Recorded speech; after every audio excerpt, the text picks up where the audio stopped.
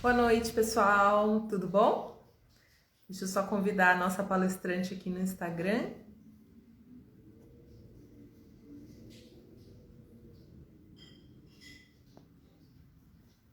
para que ela possa se juntar a nós.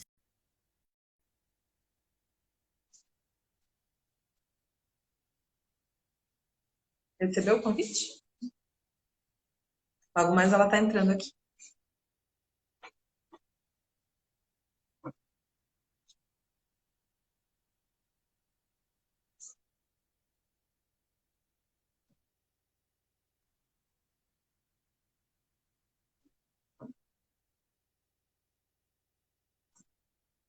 Não está aparecendo ainda na tela, né? Espera mais um pouquinho.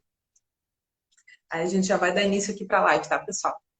Só estamos esperando uma conexão aqui, que é do próprio Instagram, porque a Jana já está logada. Inclusive, ela está aqui do meu lado.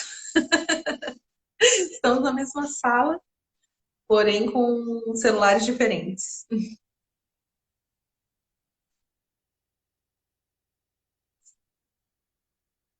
Ué, tá dizendo Jana não pode participar. Apareceu aqui pra mim.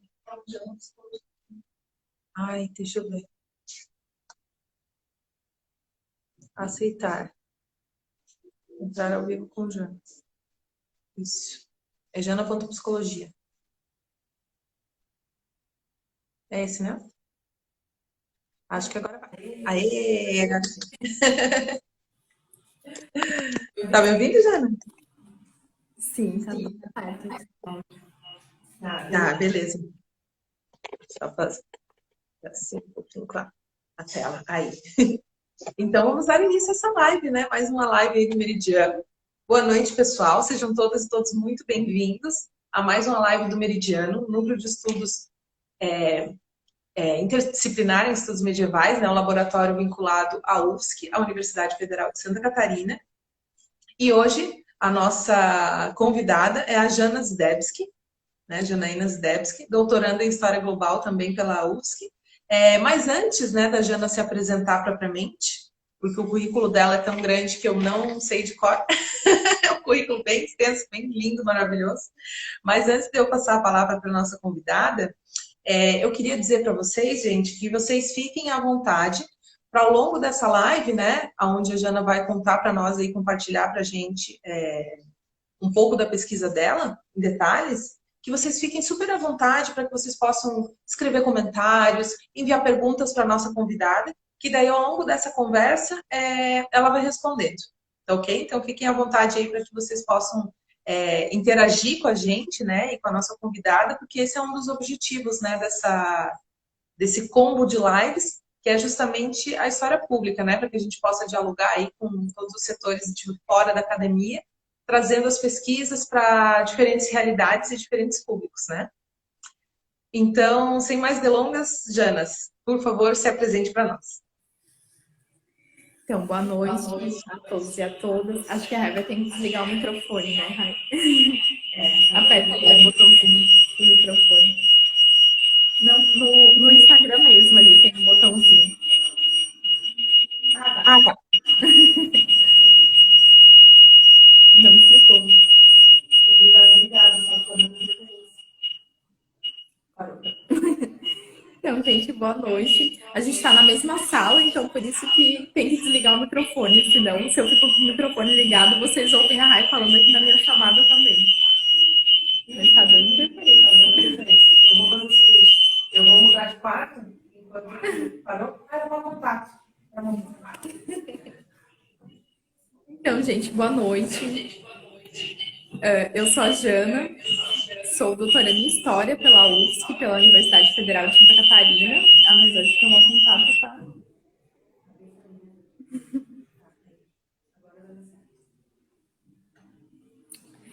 E sou orientanda da professora Aline Dias da Silveira, que também já fez uma live aqui.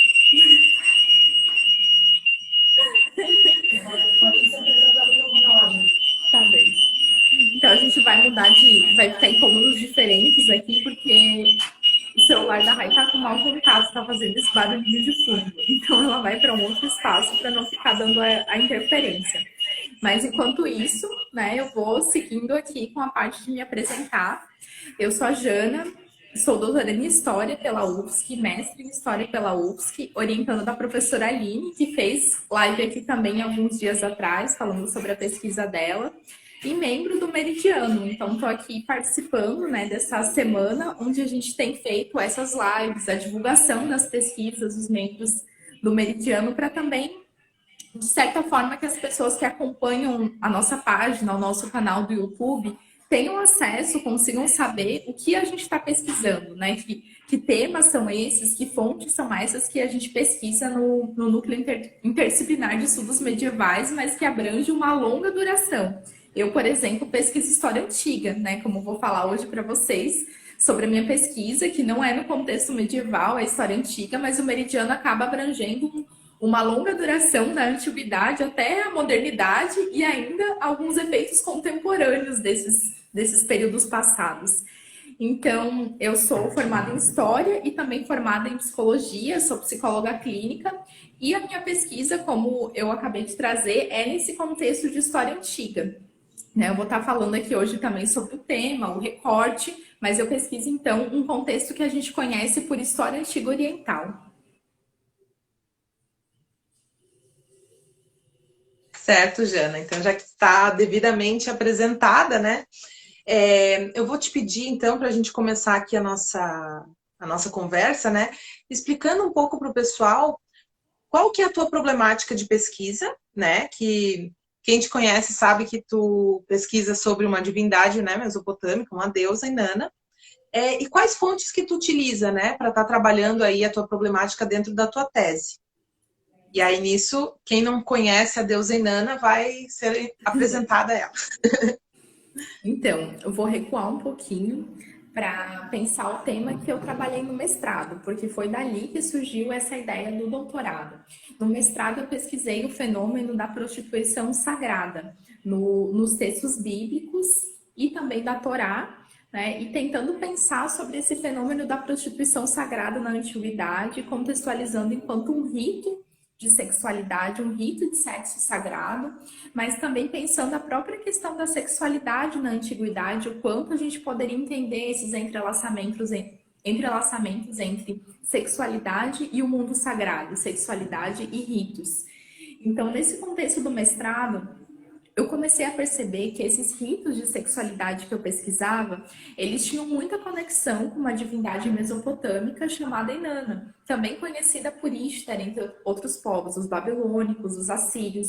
Então, comecei a perceber que essas questões de sexualidade, elas eram um atributo dessa deusa, da divindade Inanna, que é a deusa da sexualidade, da guerra. Também tem um mito onde ela desce para o submundo. Então, ela é uma deusa multifacetada. Ela tem diversos atributos, assim. E um deles é justamente a questão da fertilidade e da sexualidade.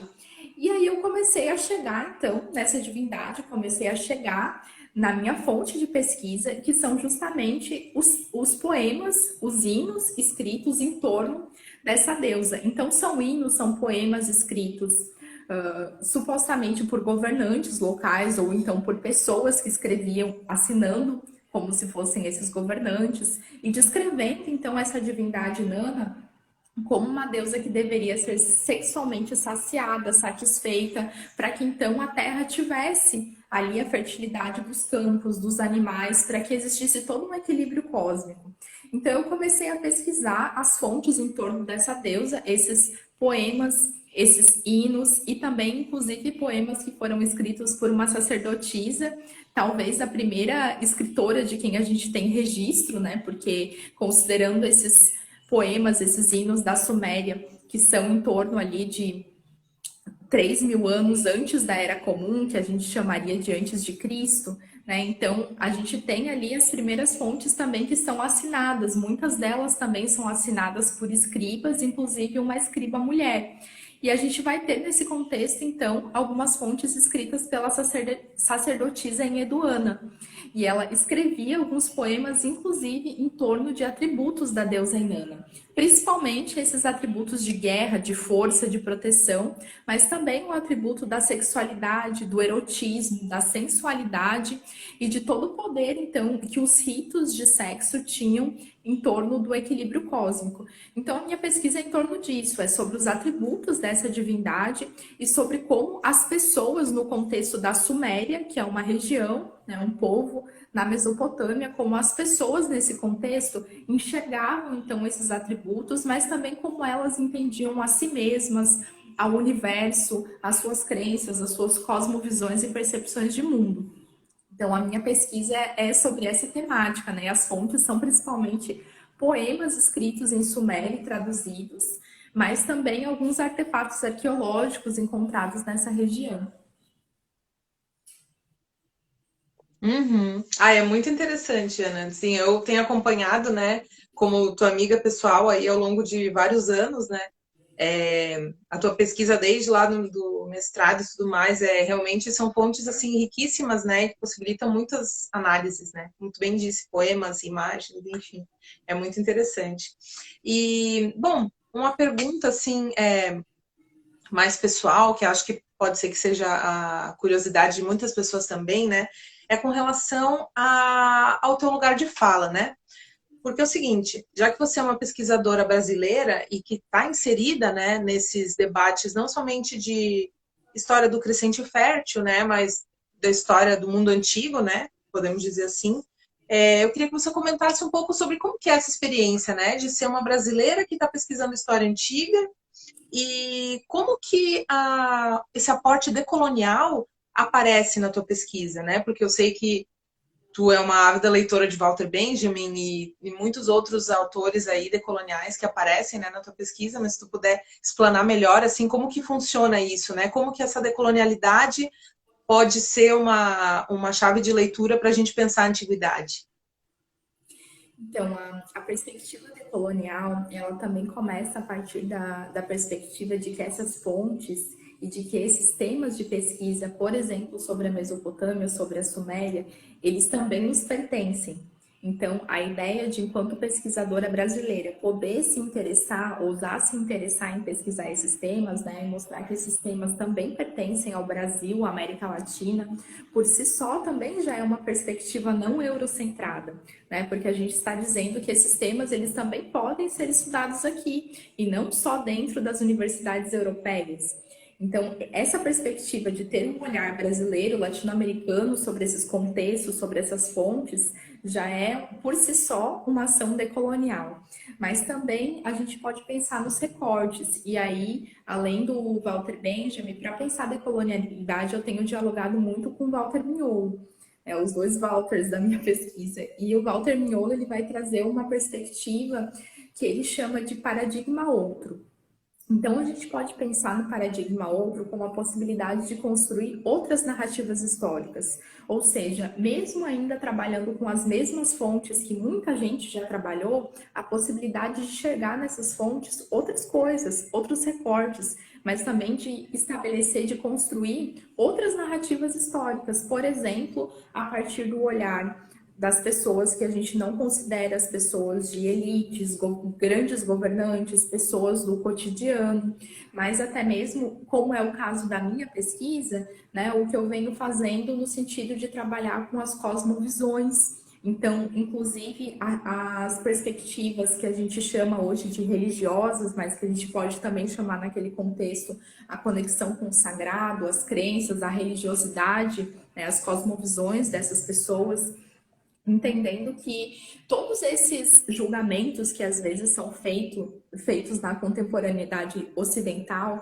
de que esses povos eram bizarros, atrasados, irracionais, né? Todo esse tipo de julgamento pode ser desconstruído dentro de novas narrativas históricas. Então, a possibilidade de a gente olhar, né, para essas fontes com alteridade e não construir esse tipo de julgamento que já desvalorize as próprias cosmovisões desses povos, também se constitui de um olhar decolonial, de um olhar não eurocentrado, de um olhar não orientalizante desse contexto do Oriente como algo pejorativo mesmo. Né? Mas também os recortes de poder trabalhar com gênero, poder trabalhar também, como eu venho discutindo na minha tese, algumas questões sobre a construção do patriarcado, entender como isso até hoje reverbera na nossa sociedade. Então, são temas que a gente pode entender como novos recortes dentro de fontes que talvez há muito já vinham sendo estudados. Inclusive, sobre essa questão da decolonialidade, eu e a Rai, a gente tem um convite para fazer, porque a gente vai dar um mini curso em um evento no mês de novembro, e o mini curso, onde a gente vai participar, né, vamos ser as ministrantes desse mini curso, ele é justamente para falar sobre um olhar decolonial, né, a perspectiva de construir novas narrativas, novas metodologias a partir da perspectiva decolonial, em fontes do Egito e da Mesopotâmia. Então, queria que a Rai aqui também fizesse o convite antes de passar para a próxima pergunta. Não, faço sim o convite com muito prazer, né? A gente tem um amigo nosso que também foi membro durante muitos anos aí do Meridiano, né? O Adriano Danovac, que está na organização desse evento, que é lá da UDESC, então é organizado pelo AIA, que é o Laboratório Decolonial lá da UDESC, né? Da Universidade do Estado de Santa Catarina. E o nome do evento, então, para quem se interessou, né? Para quem se interessa nos temas aí de decolonialidade, pós-colonialidade e na problemática que vai ser do nosso mini curso, né, Jana? Que é pensar e repensar metodologias para lidar com fontes antigas, né? O nome do evento se chama Segundo Encontro Internacional Pós-Colonial e Decolonial, Encruzilhadas Históricas e Culturais. E ele vai acontecer presencialmente. Então, é um evento assim bem grande, super interessante. Quem tiver interesse pode colocar ali, ó, Segundo Encontro Internacional Pós-Colonial, o Desk, que já vai encontrar ali no Google, né, o próprio site para poder fazer as inscrições e tudo mais. E, bom, e a gente vai divulgando por aí também esse evento, né, para quem se interessar. E, Jana, uma questão que me chama muita atenção, que tu comentou brevemente aqui, essa questão do orientalismo, né, o quanto que para quem tem essa proximidade com a história antiga, o quanto que esse orientalismo, ele acaba que ele ainda respinga, né, assim, nesses estudos, às vezes de uma forma mais sutil, mas ainda respinga. Então, por exemplo, tu comentou que tu trata de fontes que são poemas, né, tem toda essa questão da tradução, né, a gente, se for pensar, por exemplo, ali no século XIX, né, quando está se desenvolvendo essa arqueologia totalmente voltada, e orientalista, né, mas voltada ali para as sociedades do Oriente Antigo, a gente encontra, hoje em dia, muitas discussões super interessantes que estão justamente problematizando, né, Jana, essas traduções que foram feitas num contexto, né, orientalista e que precisam, sim, ser revisitadas, né, precisam ter outras chaves interpretativas, né, colocadas sobre essas fontes e tudo mais. E, bom, aproveitando o gancho, né, com relação a isso, eu também estudo, assim, né, história das religiões e eu vejo claramente, assim, o quanto que a tua pesquisa tem muito potencial e, né, de trazer contribuições, como tu mesma narrou, né, essa questão do teu lugar de fala a partir desse sul global, né, e pensando aí também em termos de história global e longa duração, etc. Então, assim, para mim é muito claro, essas contribuições são muito claras, né, são várias, não é apenas uma. Mas eu gostaria que tu conversasse um pouquinho com o pessoal, assim, para salientar alguns pontos do porquê que, afinal, é importante uma pesquisa sobre a Mesopotâmia, sobre o Oriente Antigo, sobre uma divindade feminina, a partir desse olhar decolonial e brasileiro. Então, primeiramente, isso é importante para a história como um todo, né? Porque a gente vem se apegando muito a velhos discursos que, por vezes, consideram algumas áreas da história com o termo pejorativo de perfumarias, né? Que é como se fossem coisas desnecessárias, em detrimento de outras que então seriam ali focos mais legitimados e mais valorizados dentro das pesquisas históricas. Então, há muito vem se chamando, né, de forma pejorativa, estudos como as questões de gênero, de religião, de religiosidades, histórias das religiões, das religiosidades, história do cotidiano como sendo a perfumaria da história. E tentando olhar para isso como se fosse algo desimportante ou menos importante. Mas até um livro que eu li recentemente falava justamente sobre as contribuições das perfumarias para as ciências humanas. E é interessante se apropriar desse termo, né? Mas também para mostrar o quanto esses temas que há muito foram menos valorizados têm grandes contribuições para a história como um todo. Inclusive para que a gente possa enxergar em fontes já tradicionalmente estudadas coisas que até então ficavam nas entrelinhas, pessoas que foram caladas, histórias, narrativas que ficaram soterradas, que não foram ouvidas ao longo do tempo. Então é por meio dessas perfumarias na história que a gente também consegue ouvir e construir, escrever narrativas que até agora não vinham sendo visibilizadas, muito por questões sociais de invisibilização de alguns temas. A própria questão de gênero, né, que até então não tinha uma voz, não tinha narrativa na história, porque não era dada a devida importância socialmente falando.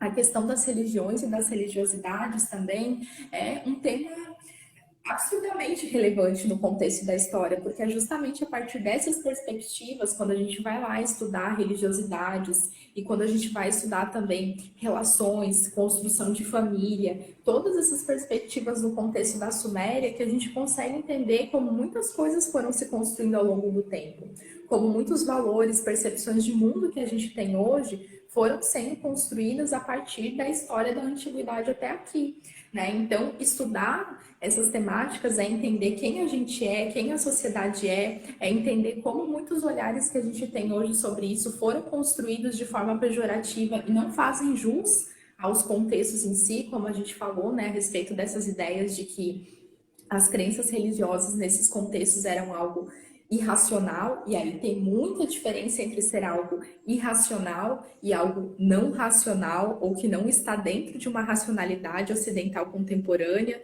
né? Mas quando a gente fala irracional é como se fosse uma bizarrice, uma coisa que não faz sentido, né? Então é inclusive para a gente conseguir desenvolver a nossa perspectiva de alteridade, entender esse outro pelas suas racionalidades, né? Pelas suas construções de visão de mundo. E entender que isso é diferente de nós, mas não é melhor nem pior, né? Que a gente pode aprender muito com essa história antiga, com essas narrativas, aprender inclusive a construir outras formas de se relacionar com o mundo, com a natureza, com as pessoas, com a própria sexualidade, as mulheres com seu próprio corpo, com o âmbito do sagrado, com o divino, com a ideia de divindades que não foram somente masculinas ao longo da história.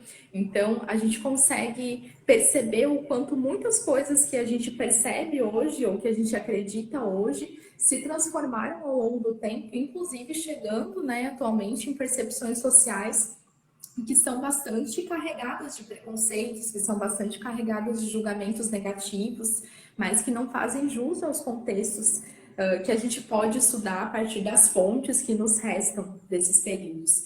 Então, eu penso que estudar a história antiga e ter esse olhar sobre novos recortes é tanto uma contribuição para a história em si, mas também uma contribuição social, uma contribuição humana, né, que tem grande relevância para a própria academia pensar nesses temas, mas para nós, enquanto pessoas, desenvolvermos outras perspectivas de mundo, né, e para a gente não ficar apegado a muitos preconceitos e julgamentos que não fazem sentido. Eu vou te falar que eu fico até emocionada de te ouvir assim, sabe, Jana? Justificando, sabe, a importância da tua pesquisa e desse tipo de pesquisas, né? A gente conhece bastante, né, colegas aí, historiadores, historiadoras que estão desenvolvendo também outras pesquisas com essa mesma perspectiva, e é algo muito, muito lindo, assim, de ver, porque realmente, mesmo se a pessoa, né, o pesquisador, não tem afinidade com temas que abordam aí, né, religiosidades, cosmovisões e tudo mais, essa parte mais subjetiva, ou até mesmo recortes, como o próprio recorte de gênero que tu mencionou, né? Mas mesmo assim, são todos aspectos do todo e que não podem ser ignorados, né? Para que a gente tenha uma visão bem problematizada e tudo mais, né? Com relação a esse passado e, como tu falou, essa empatia de compreender essas cosmovisões, né? E que reflete muito na nossa atualidade, né? E aí dá para puxar várias discussões, como a própria intolerância religiosa, né? Então, realmente, muitos são as contribuições e os aprendizados aí.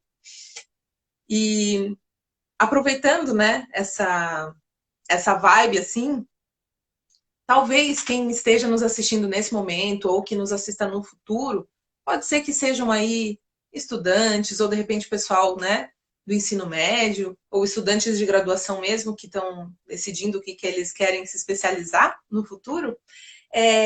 Aí, pensando nisso, eu queria perguntar para você sobre como você indicaria, né, qual caminho a seguir nessa jornada, se a pessoa tem afinidade para estudar, por exemplo, esses temas relacionados aí à história antiga, ou mais especificamente sobre Mesopotâmia? Como que dá para essas pessoas trilharem esse caminho? E quais obras ou autoras e autores tu indicaria assim para leitura inicial, né?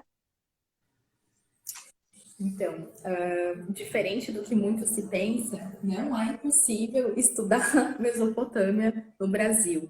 É completamente possível de se estudar muitas áreas como Mesopotâmia, Egito, né, contextos que a gente às vezes não acredita na possibilidade de acessar as fontes, porque até um período atrás estavam isoladas e inacessíveis para a gente, né, em museus da Europa.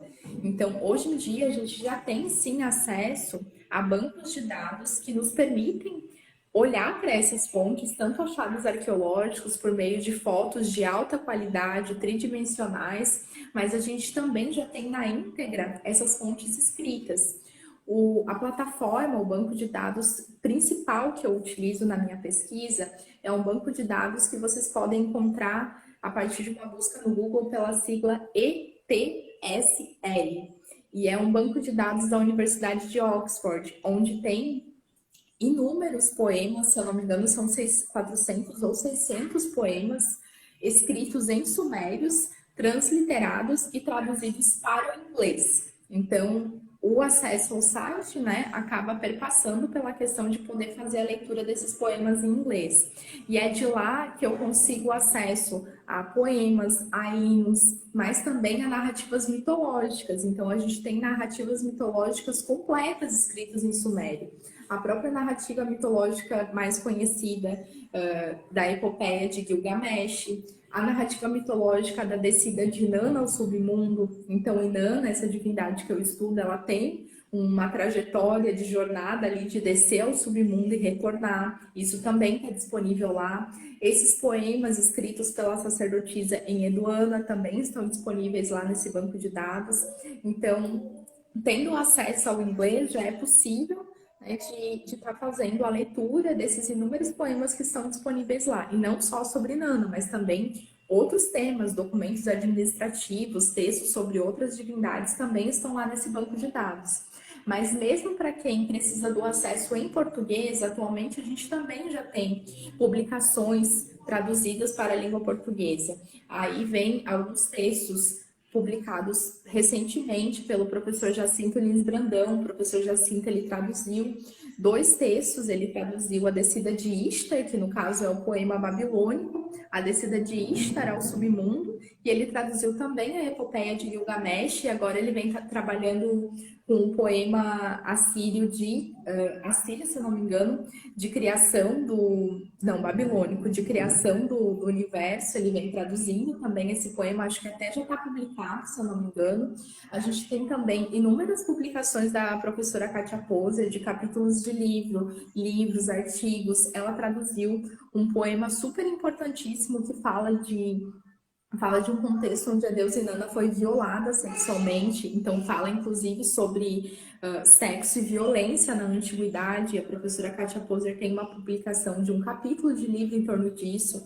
Então, os professores Jacinto e a professora Kátia vêm fazendo esse esforço em traduzir as fontes e já tem inúmeras publicações de artigos, livros, capítulos de livro que são acessíveis para nós em português. A gente também tem as professoras Simone Silva da Silva e Simone Dupla, que eu li muito durante o meu mestrado, ainda leio no doutorado. Acredito que agora elas finalizaram o doutorado recentemente e também têm suas teses e dissertações sobre esse tema à disposição em português, com acesso gratuito. E a gente tem também uma recente tradução, eu não estou com o nome dos autores aqui, mas depois posso até colocar a foto do livro, mas foi até o professor Jacinto que me indicou, mas é uma recente tradução sobre o mito de descida de Inanna ao submundo e alguns outros poemas em português. O livro foi lançado e está disponível também por um valor acessível, e a gente então consegue ter acesso sim a inúmeras fontes em português ou em inglês pela internet, por bancos de dados ou por livros publicados por editoras brasileiras. Então essa ideia de que é inacessível, de que não dá, de que não tem fonte para isso, Não é verdade, gente. Quem tiver interesse em pesquisar, podem mandar mensagem para mim, para a Rai, para o Meridiano. Podem olhar também as indicações que a gente fez na página do Meridiano essa semana sobre as dicas de leitura, que vocês vão conseguir sim ter acesso a essas fontes. E dá para pesquisar muita coisa, não só em Ana, mas praticamente o que vocês imaginarem de pesquisar na Mesopotâmia, vocês conseguem sim acessar a fonte para isso. Aliás, meu problema é ter fonte demais. Eu entrei em crise para fazer o recorte da minha tese, porque tinha muita fonte. Tu vê, né? Excesso de fonte. Muitas vezes, né, acaba que chegam informações de que se tem poucas fontes para trabalhar a história antiga, né? Imagina só. Jana, antes de continuar aqui, a gente tem uma pergunta enviada pelo Júlio Campos. Ele pergunta o seguinte: podemos dizer que os povos da área mesopotâmica são mais desenvolvidos que os egípcios? Então, Eu vou deixar para ti. É eu para vou ti. responder que não podemos, e não é nem só para não apanhar da Rai que está aqui no quarto do lado, mas é porque eu realmente acredito nesse argumento. Então, gente, a ideia que eu trago aqui justamente da perspectiva decolonial e de um olhar com alteridade para essas fontes, para essas narrativas, é que a gente não fique criando escalas hierárquicas do que é melhor ou do que é pior, né? Que a gente consiga olhar para as fontes e entender que essas construções de sociedade, que esses povos são diferentes, tem culturas, tem hábitos, formas de economia, formas de governo, panteões de divindades diferentes uma das outras. Mas tentar se desatrelar um pouco dessa ideia de ficar sempre com o olhar do outro, né, sobre aquilo, do tipo, então isso é melhor, isso é pior do que o meu contexto, nem com relação a povos e contextos ali que conviveram no mesmo período, como por exemplo a gente poderia pensar em Egito e Mesopotâmia, mas nem com relação a gente e eles. Né? Do tipo, então, nós ocidentais contemporâneos, entre muitas aspas, né, na América Latina, porque não sei se vem tanto a gente assim como ocidental, mas o quanto nós, então, somos melhores ou piores do que esses povos da antiguidade. Então, a ideia é justamente quebrar, romper com esse tipo de narrativa ou com esse tipo de análise de julgamento. E quando eu falo de alteridade, é justamente esse exercício de entender que o outro é o outro, que ele é diferente de mim, tem práticas, crenças, construções de sociedade diferentes das minhas, mas também a gente pode encontrar assim, muitas semelhanças, muito mais do que a gente imagina, facilmente pegando uma fonte suméria, você consegue acreditar que foi escrita na semana passada, porque inclusive os problemas sociais são muito parecidos com os nossos, né? Mas a ideia é justamente romper com essas tentativas de hierarquizar como bom ou ruim, como melhor ou como pior, como ultrapassado ou civilizado, né? E entender que essa ideia que a gente constrói de julgar a partir do nosso olhar é algo que pode ser transformado. Então, a ideia não é nem colocar os povos do mesmo contexto nessa hierarquização ou comparação hierarquizada, mas também não colocá-los em comparação com a gente mesmo. Uhum. É isso aí, Jana. Também concordo com você. Obrigada pela sua Aqui a resposta. raiz do Egito, né? Para quem não sabe, a raiz do Egito eu estudo Mesopotâmia, né? Então, e a gente, inclusive, dialoga muito, né? Olha só, a proposta dessa oficina, desse mini curso que a gente divulgou aqui, é justamente o mini curso que a gente vai dar sobre metodologia decolonial em análise de fontes egípcias e mesopotâmicas, numa mesma construção de narrativa.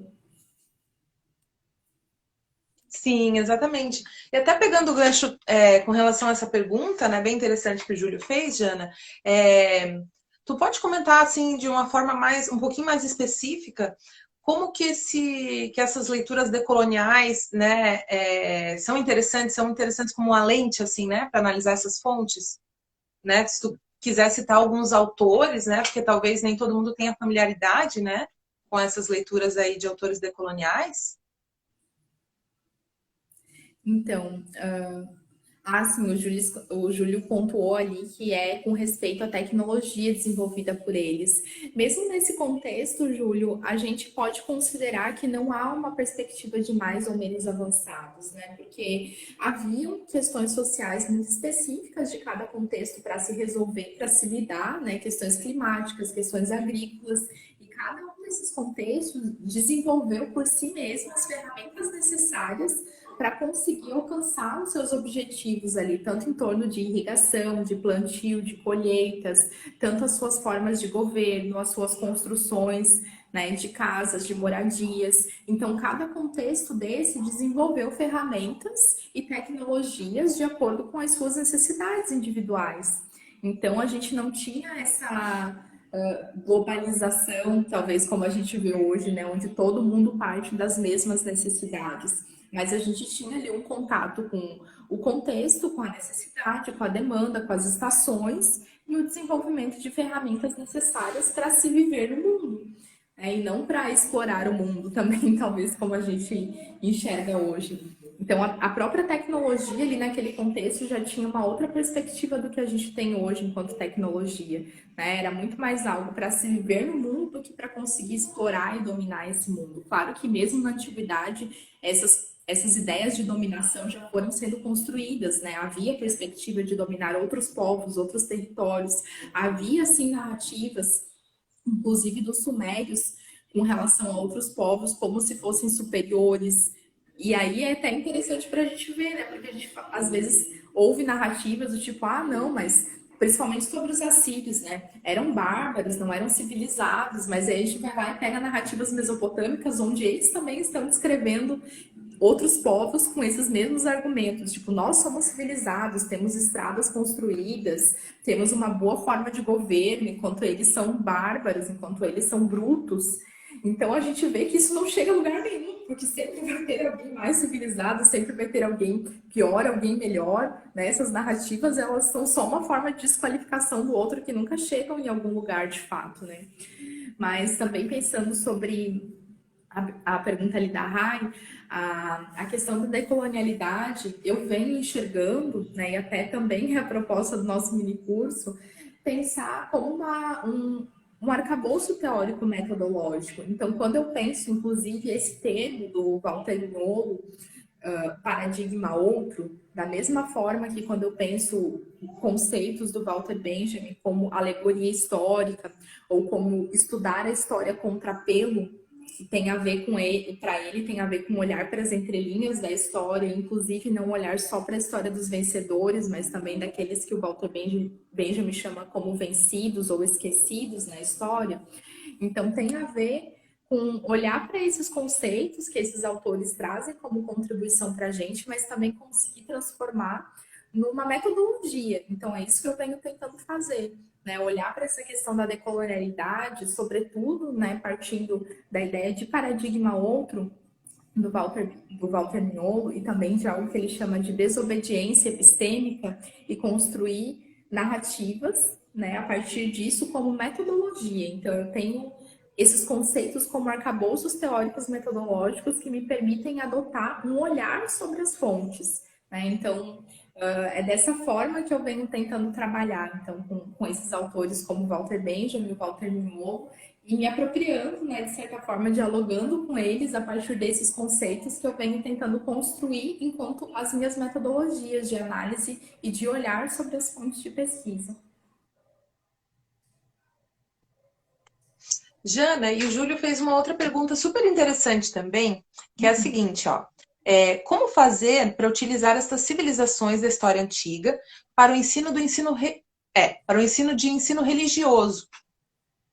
Então, é importantíssima a tua pergunta, Julia. Agradeço por tocar nesse assunto, porque primeiro que é importante usar, né? A gente já parte disso, porque um ensino de ensino religioso que perpasse apenas por religiões cristãs ou pelas religiões ali que a gente conhece como as três religiões monoteístas, ele não é um ensino religioso crítico e que contemple, né, espaços, culturas e tempos históricos abrangentes. Ele é limitado, né? Ele vai estar trazendo uma perspectiva única que, inclusive, não permite essa construção que eu venho trazendo aqui da alteridade, de entender que podem sim haver culturas, contextos, crenças religiosas diferentes das minhas, inclusive crenças não monoteístas na contemporaneidade, né? Porque isso não é uma coisa que morreu lá atrás e não existe mais. Então a gente convive né, com diversas perspectivas religiosas hoje,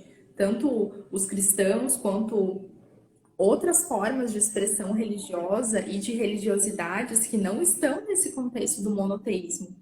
Então, conseguir olhar para essas outras perspectivas é importantíssimo para a gente construir essa compreensão de que não existe uma única vertente, não existe uma única forma de se conectar com esse sagrado, e para construir também posturas não só de tolerância religiosa, porque até na minha dissertação eu questionei essa ideia de tolerância, né? Porque se eu tolero, eu só tolero uma coisa que eu odeio. Não vou tolerar uma coisa que tá de boas para mim, né? Quando eu tolero é porque não tá de boas, eu tô tolerando ali.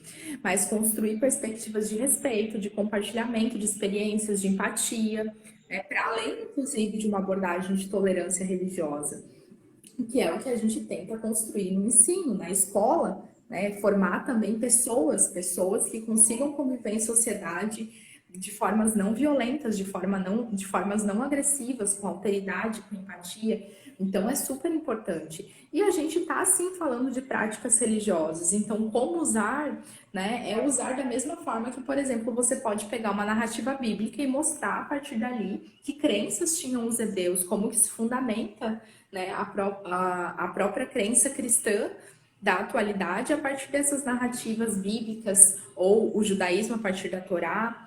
Então, a gente consegue pegar essas narrativas mitológicas da mesma forma que a gente faz, então, com a Bíblia, com a Torá, com o Alcorão. A gente também consegue pegar essas narrativas mitológicas egípcias, mesopotâmicas e de qualquer outro lugar da América Latina, né? E também trazer para a sala de aula como eram, então, as construções de panteões, como eram as práticas religiosas e sagradas, os ritos, a conexão entre magia e religião nesses contextos, que também é uma coisa que existe no cristianismo, né? Existe magia no cristianismo, existem práticas mágicas. Então, a gente consegue construir um olhar não restrito, não limitado, a partir dessas fontes que tratam sim do sagrado, da religiosidade, e onde a gente pode falar a partir disso de história das religiões e das religiosidades. Então, acho que é bacana assim, ó, pega uma narrativa mitológica e leva para a sala de aula para discutir. Ah, olha só, quem que eram os deuses e deusas desse contexto, que atributos eles tinham, como que eram as orações, as preces dessas pessoas, como que era o calendário litúrgico, né? Como que era o contexto do sagrado, como eram os templos, né? A gente tem acesso a tudo isso e pode levar para a sala de aula. Achei também muito bacana essa pergunta do Júlio, né? Porque ajuda a desnaturalizar certas ideias, certos conceitos, né? Que acabam, em função da problemática que a gente tem, né? Uma discussão aí longa, que se tem de longas décadas, dentro do próprio ensino religioso na educação básica, né? Que acaba não contemplando, né? Esse aspecto de mostrar essa diversidade de experiências, né, religiosas que sempre existiram no mundo, né, e que estavam ali convivendo, né, às vezes não de modo pacífico, infelizmente, muitas vezes sim, de modo pacífico e compreensivo, né, então muito legal. Muito obrigada, Júlio, pela tua participação aqui na live. E já que a gente entrou, né, nesse tema mais religioso e mitológico, né, os membros e membros aí do Meridiano gostam bastante, gente, de mitologia. E aproveitando esse gancho, eu quero pedir para a Jana, porque eu adoro quando ela conta, né, esse mito para nós. Jana, por favor, tu pode contar, então, pode ser um mito de descida de Nana? Eu acredito que seja um dos teus mitos favoritos, né? Mas se tu quiser escolher outro, fica à vontade. Acredito que esse é um dos meus favoritos, sim. Até eu falei no início que a gente trabalha com uma longa duração, né, na história, mas a gente tem fios de conexão. E muito o que une os pesquisadores e as pesquisadoras do Meridiano são temas em comum, como a mitologia, a história das religiões, das religiosidades, a magia. Então, a gente tem essas conexões temáticas em diferentes períodos e é até muito bacana, assim, porque daria, por exemplo, para a gente se reunir e escrever um livro sobre a história da magia, vindo lá da Suméria até a contemporaneidade, né, que está no contexto da pesquisa da Uma Raia. super longa duração, né? Sim, daria facilmente para a gente construir um livro assim no Meridiano. A gente, inclusive, tem muitas ideias de livros. E o tema da narrativa mitológica de descida de Inanna ao submundo, ele é bacana porque é algo que eu venho chamando de jornada da deusa. A gente tem as jornadas dos heróis, né? Os mitos de narrativas de jornada do herói que seguem uma determinada estrutura. E a gente também tem muitos contextos de mitologias de descida ao submundo que também tem uma determinada estrutura. Então, no mito de descida de Nana ao submundo, eu costumo chamar esse mito de jornada da deusa.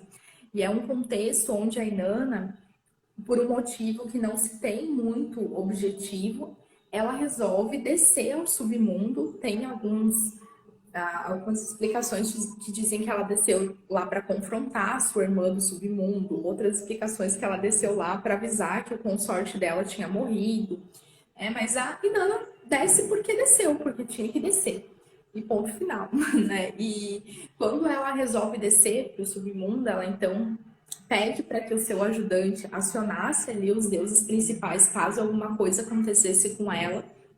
Ela rouba alguns artefatos de divindades que tinham relação ali com alguns poderes que ela se apropria, né? 7 artefatos que ela utiliza para descer, então, nesse trajeto ao submundo, se apropriando desses poderes, que são colares, brincos, maquiagem de olhos, braceletes, e quando uma túnica nobre, e quando ela vai descendo ali em cada um dos 7 portais, em cada um deles ela é parada por um guardião e é ordenado que ela tire cada um dos seus pertences em cada um dos portais, porque assim são os ritos do submundo, né? E ela não poderia ir contra os ritos. Até que ela chega, então, na frente da irmã dela, chamada Ereshkigal, que é a rainha, a protetora, né, a guardiã desse submundo. E quando ela chega na frente da irmã, elas se confrontam, mas Inanna já está despida, sem nenhum dos seus artefatos, ou seja, ela chegou no submundo munida de coisas, mas percebeu que os ritos não permitiam que ela chegasse daquela forma, né? Que ela tinha que chegar só pelo que ela é, sem nenhum artefato, sem nenhum adereço. E nesse contexto do mundo de baixo, né, desse mundo dos mortos, desse mundo interior, ela é então morta. Eles empalam Inanna ali no contexto de submundo e ela fica ali. É onde esse ajudante que ficou responsável vai então atrás de uma substância de água da vida, pede ajuda ali para os grandes deuses e desce então para conseguir resgatar a Inanna com vida. E ela retorna ao mundo dos vivos. Quando ela retorna, ela dá de cara com o consorte dela, do Muse, sentado no trono dela, ela fica enfurecida. E então, como ela tinha que enviar uma divindade ao submundo para ficar no lugar dela, de certa forma, né, para substituir ela, que depois que ela entrou e saiu precisava de um substituto lá. Então ela envia do Muse para lá, envia do Muse para que ele fique então 6 meses no submundo e 6 meses no mundo dos vivos. Mas o final da narrativa é também um contexto onde ela fica muito triste por ficar sem o consorte dela por 6 meses. Então, Inanna, ela tem alguns aspectos assim de por vezes ficar muito raivosa, mas também raivosa com os consortes dela. Acontece isso com Gilgamesh também. Gilgamesh não estava ali cedendo muito à sedução de Nana e ela fica muito raivosa com ele, manda o touro do céu matar o melhor amigo dele e quis matar todo mundo. E da mesma forma acontece em outros contextos onde ela pede para que o pai dela mande o touro do céu para ela matar consortes. Então, Inanna, ela tem uns aspectos assim de raiva, de fúria, de morte, mas ao mesmo tempo de uma deusa que sensualiza, que é apaixonada, que sente falta do consorte depois de mandar ele para o submundo. Então, é uma narrativa mitológica muito interessante que eu tenho a perspectiva que ela trabalha essa questão da jornada da deusa, né? De passar por portais, de deixar em cada um deles um sacrifício, né? De conseguir acessar quem ela é por si mesma e voltar desse submundo, né? Fazer também a jornada de retorno. E como eu falei para vocês, é um texto que a gente já tem traduzido em português, tanto na versão de Inanna quanto na versão de Ishtar, né? Vocês conseguem acesso à narrativa na íntegra. É maravilhoso, é sempre muito bom, muito agradável te ouvir narrando esse mito. Eu adoro, obrigada, Jana. Jana, então estamos chegando no final, aqui na finaleira do nosso bate-papo aqui, né? Meridiano Lives.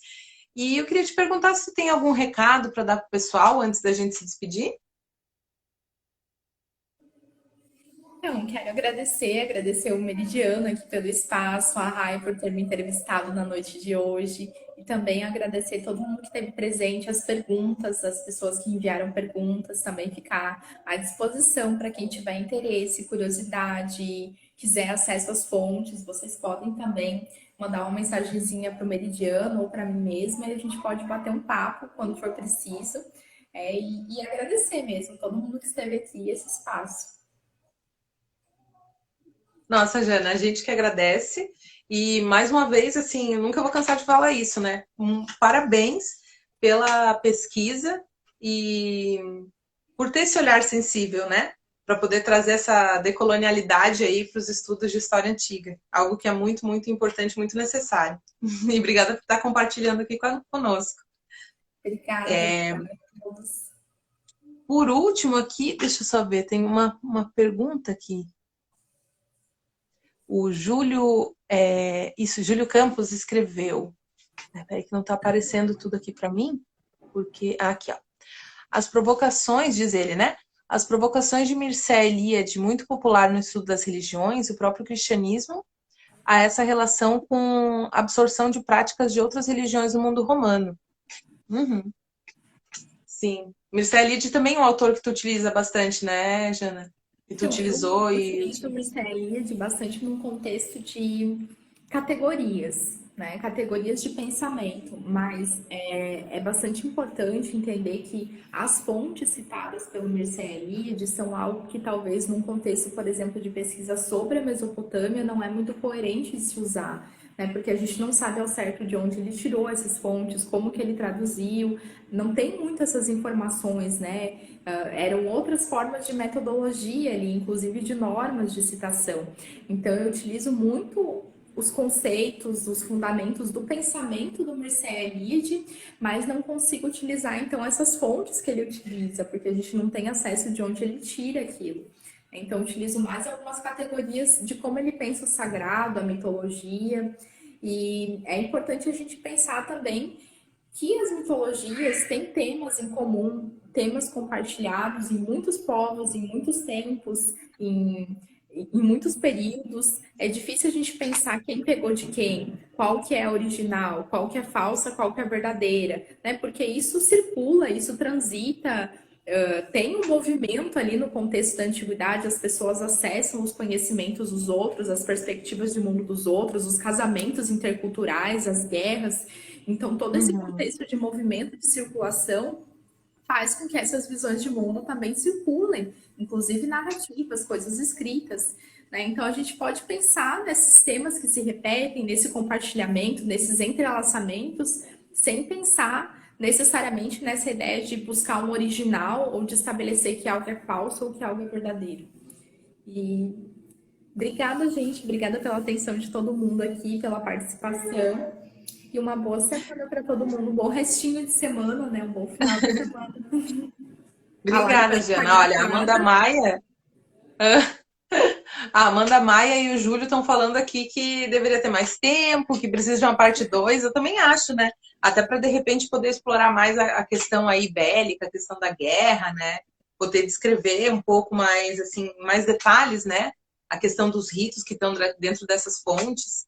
Então, vamos elaborar isso no futuro, aí, uma parte 2 dessa live, viu, Jana? Os limites do Instagram, né, gente? Mas assim, a live vai ficar gravada. Quem não teve acesso a ela inteira, ou quem não teve acesso, pode assistir depois também. Vai ficar no Instagram do Meridiano. Então, você, no meu também, né? Porque eu acho que a gente tá fazendo com os dois ao mesmo tempo, a publicação compartilhada, não sei, vamos ver isso. Mas vai estar no Instagram do Meridiano para todo mundo assistir. Isso aí, então. Muito obrigada, Jana. Muito obrigada, pessoal. Um abraço e até a próxima live.